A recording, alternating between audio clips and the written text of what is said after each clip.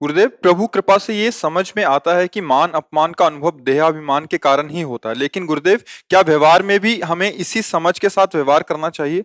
इसीलिए तो सत्संग किया जाता है कि तुम्हारी समझ ठीक हो।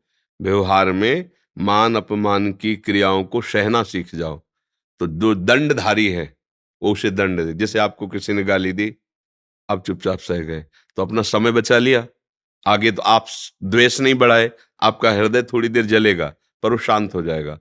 पर वो शांत नहीं हुआ। जो कर्म उसने गाली देने का किया है उसको अवश्य दंड मिलेगा। जो दंडधारी है, प्रभु है, उसे अवश्य दंड देंगे। हम तो बच गए ना। अब अगर हम गाली देते हैं, उससे लड़ते हैं, उसका बुरा मनाते हैं, तो हमारा नया कर्म बन गया ना। अब इसका भी हमारे में हिसाब होगा। इसलिए सावधान रहे। जैसे कोई सम्मान कर रहा है, तो भी हमें अंदर से स्वीकार नहीं करना, क्योंकि किसी गुण का सम्मान हो रहा है। सम्मान गुणों का ही होता है। ये कुछ देख के सम्मान, जो गुण है वो भगवान के प्रदत्त है, हमारे नहीं है। ये भगवान का ही सम्मान कर रहा है। कोई अपमान कर रहा है, तो उसका वो कर्म उसको भोगना पड़े। हम उसे स्वीकार न मान स्वीकार करते ना अपमान, तो हम क्या हो जाएंगे? अखंड प्रसन्नता, एक अद्भुत शीतलता। ये अध्यात्म मार्ग है। लोग में यही होते हैं कि चाहे मर जाऊं पर मैं इसको अब दंड दूंगा क्योंकि इसने अपमानित किया है। पर अध्यात्म मार्ग का पथिक, अपने कर्म जाए अपकारी, उमा क्षमा श्राप होते भारी, खुद भोगेगा। राधा राधा राधा, चलो काय को अर्जोगे। भक्त का स्वभाव मृदु और शरद। अगर आप मृदु सरस हो, सह गए हो, तो ये मत समझो कि उसको दंड नहीं मिलेगा। उमा क्षमा साप होते भारी, उसको भयानक दंड देगा, ईश्वर दंड देगा, क्योंकि हर समय सबके कर्मों को देख रहा है। तो हम ऐसा भी ना मनाएं कि उसको दंड मिले। भगवान उसकी बुद्धि को शुद्ध करे, दंड काहे को दे? बुद्धि शुद्ध हो जाएगी तो अच्छा आदमी हो जाएगा वो तो।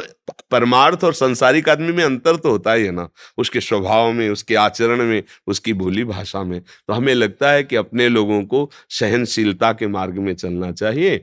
कोई अपमानित करे या सम्मानित करे, ये उसका स्वभाव है। हमारा स्वभाव है सहना। अगर सहते रहोगे तो उसका हिसाब भगवान जाने। अब अपने झगड़ा में लगोगे तो अपना भी परमार्थ बिगड़ जाएगा। अंदर ही अंदर जलेंगे, हमने क्या बिगाड़ा था, इसने क्यों गाली दी, ऐसा। फिर बात में आपको भगवान के प्रति भी आ जाएगा कि भगवान भी नहीं देख रहे हैं। हम तो सुबह सुबह नाम जप करते जा रहे हैं, शराबी को भेज दिया, वो हमसे लड़ रहा है, झगड़ रहा है, मारपीट हो रही। फिर भगवान के प्रति भी नहीं नहीं।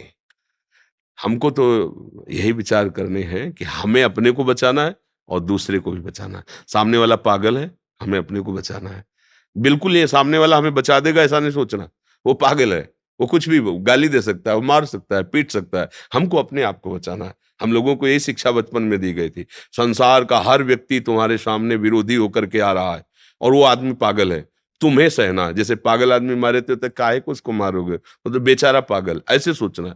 क्योंकि कोई विषय में पागल, कोई अभिमान में पागल है, कोई धन में पागल है, सब पागल है। बुद्धिमान तो वही है जो भगवान के चिंतन में लगा हुआ है। अन्यथा माया सबको बावरा ही बनाए हुए। पागल नहीं। एक आदमी दूसरे को मार रहा है, एक आदमी व्यभिचार कर रहा है, एक आदमी हिंसा, ये क्या है? पागलपन ही तो है। अरे भाई, ये संसार सबके जीने के लिए भगवान ने रचा है, तुम मारते काहे को हो किसी को? पर वो पागलपन है ना, कि हम ही बलवान है, हम ही श्रेष्ठ है। पतंग आकाश में उड़ रही, बहुत बड़ा आकाश उड़ाओ, काटने की जरूरत क्या है दूसरे की? पागलपन ही तो ना। काट के लोगों को प्रसन्नता होती नहीं। भैया आकाश बहुत बड़ा है, तुम अपनी ऊंची उड़ाओ जितना उड़ा सकते हो, दूसरे की मत काटो। पर दूसरे के काटने में सुख मिलता है, वो ईर्ष्या, वो अब मलिन अंतःकरण वाला। पर परमार्थिक ऐसा नहीं है। परमार्थ में तुम अपने आनंद में जाओ। भगवान ने तुम्हें जितनी बुद्धि दी उतने तुम कर रहे हो, हमें भगवान ने बुद्धि दी है तो हम उसको सहेंगे। तुम्हारा कर्तव्य तुम्हारा है, हमारा कर्तव्य हमारा है। समझ रहे?